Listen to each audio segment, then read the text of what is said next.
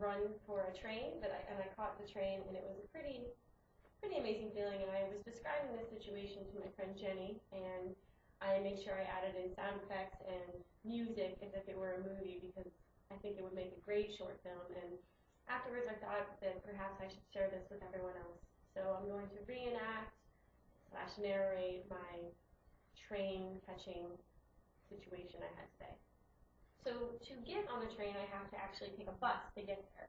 So I was on the bus, and I drive alongside the train track on this bus, and as I'm on the bus, I see the barricades coming down and the bell ringing, ding, ding, ding, ding, ding, ding, ding.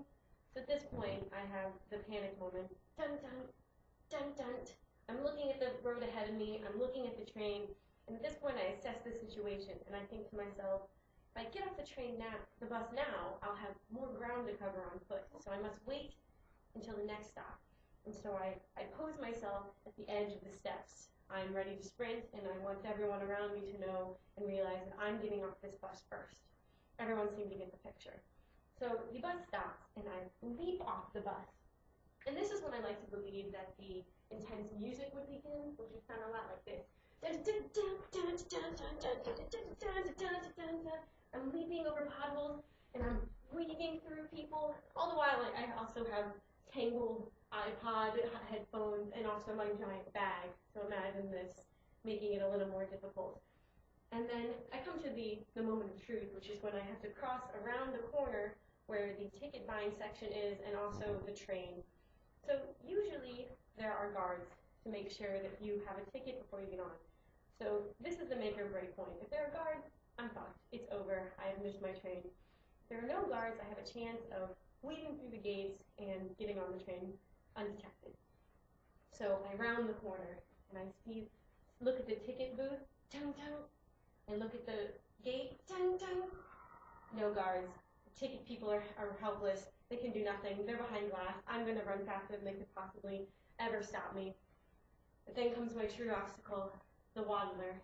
There's a large woman blocking most of the gate, and she seems to have no sense of urgency.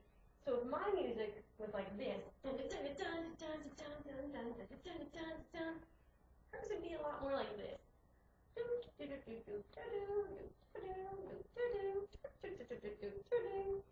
No sense of urgency. So imagine that this chair right here is the gate. Here is the waddler. So there's not a lot of space for me to get through here. So this is when the music would change into the epic slow motion last stretch. So it would be like this. Chaka chaka, chaka chaka. And I have to do a side slide, slightly shoving the waddler, completely necessary. Chaka chaka. Leap onto the train platform and onto the train successfully. Now when I got on the train, I had that stupid goofy smile on my face. Like, did you see that? I was on the bus. I made it to the train. Very triumphant. So triumphant, in fact, that I had to text my friend Jenny to tell her about how amazing my feat was. But to be honest, what I wanted to do was enter the train like this. Did you see it? Did you see it? Maybe throw out some high fives, shake some hands. Yes, yes. I was on the bus.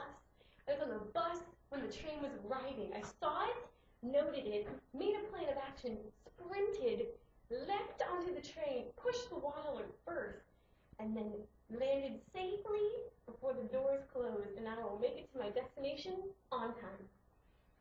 But either way, my goofy smile was enough for me, and I feel like I had a pretty epic triumph, and it made my day for the rest of the day.